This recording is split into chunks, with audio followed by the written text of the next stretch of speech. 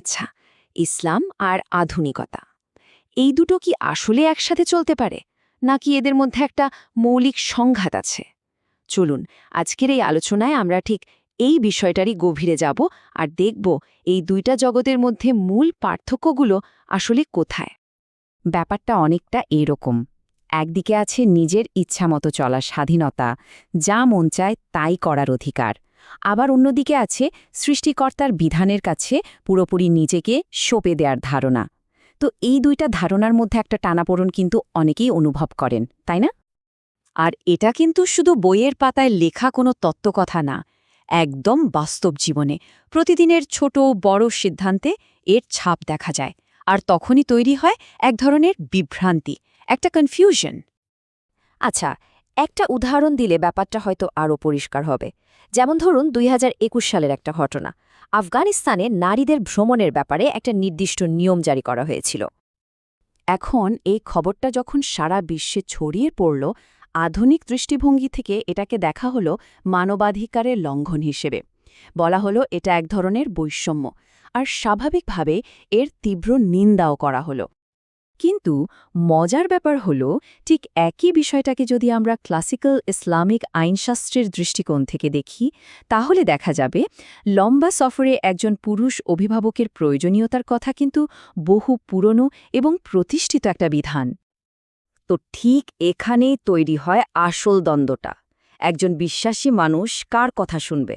কারণ যে জিনিসটাকে একটা সিস্টেম বলছে অধিকার হরণ বা নিপীড়ন, অন্য সিস্টেমটা ঠিক সেটাকেই বলছে সুরক্ষা। কিভাবে দুটোই একসাথে ঠিক হতে পারে? আর এই যে উদাহরণটা আমরা দেখলাম, এটা কিন্তু কোনো বিচ্ছিন্ন ঘটনা না, বরং এটা একটা আরও অনেক বড়, অনেক গভীর একটা সংঘাতের সামান্য একটা লক্ষণ মাত্র। জীবনের আরও অনেক ক্ষেত্রে এই একই ধরনের সংঘাত কিন্তু চোখে পড়ে। যেমন ধরুন শিল্পকলা, জীবন্ত প্রাণীর ছবি আঁকা নিয়ে ইসলামের যে বিধান, তার সাথে মোনালিসার মতো বিখ্যাত শিল্পের তুলনা। কিংবা ধরুন ইসলামিক পারিবারিক আইনের সাথে আধুনিক ফেমিনিজমের ধারণা, শরিয়া শাসন বনাম ধর্মনিরপেক্ষ গণতন্ত্র। এমনকি বিনোদনের জগতেও সঙ্গীত বা ডেটিংয়ের মতো বিষয়ও এই দ্বন্দ্বটা স্পষ্ট। সব ক্ষেত্রেই মূল প্রশ্নটা কিন্তু একটাই, মানদণ্ড কোনটা হবে? ব্যক্তিগত পছন্দ নাকি ঐশী বিধান? এই দোটানার মধ্যে থাকাটা আসলেই খুব কঠিন। মনে হয় যেন মাথার ভেতরে দুটো বিশাল শক্তি দুই দিক থেকে অনবরত টেনে ধরেছে।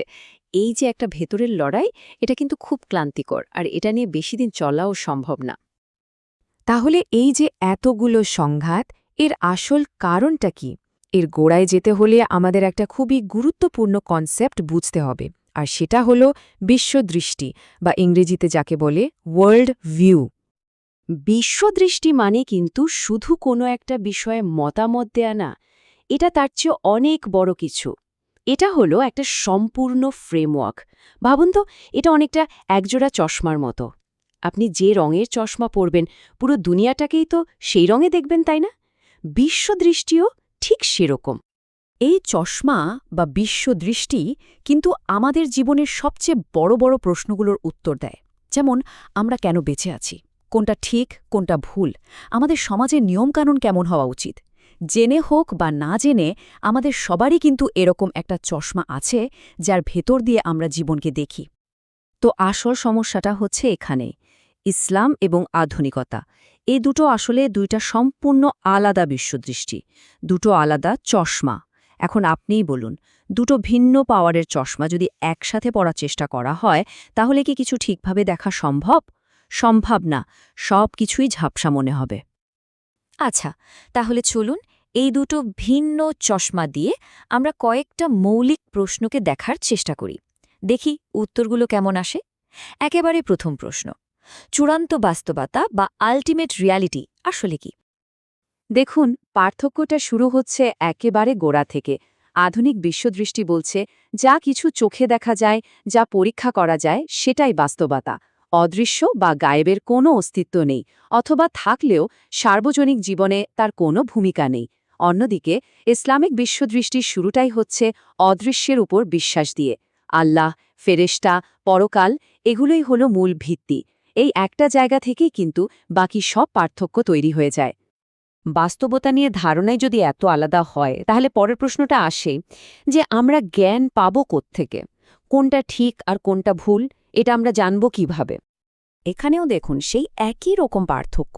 আধুনিক বিশ্বদৃষ্টি অনুযায়ী মানুষের যুক্তি আর অভিজ্ঞতা এটাই জ্ঞানের মূল উৎস। জ্ঞান সময়ের সাথে বদলাতে পারে। কিন্তু ইসলামিক বিশ্বদৃষ্টি বলছে না, জ্ঞানের চূড়ান্ত উৎস হল ঐশীবাণী বা ওয়াহি, যা নিখুঁত এবং অপরিবর্তনীয়। মানুষের বুদ্ধি অবশ্যই একটা দরকারি টুল, কিন্তু সেটা সবসময় ঐশী জ্ঞানের অধীনে থাকবে। বাস্তবতা বুঝলাম, জ্ঞানও বুঝলাম। এবার আসা যাক আরও মৌলিক একটা প্রশ্নে, মানুষ কি? একজন মানুষের পরিচয় কি? একদিকে আধুনিক ওয়ার্ল্ডভিউ বলছে মানুষ আসলে একটা মহাজাগতিক দুর্ঘটনা, একটা বুদ্ধিমান প্রাণী মাত্র যে নিজের জীবনের কর্তা নিজেই।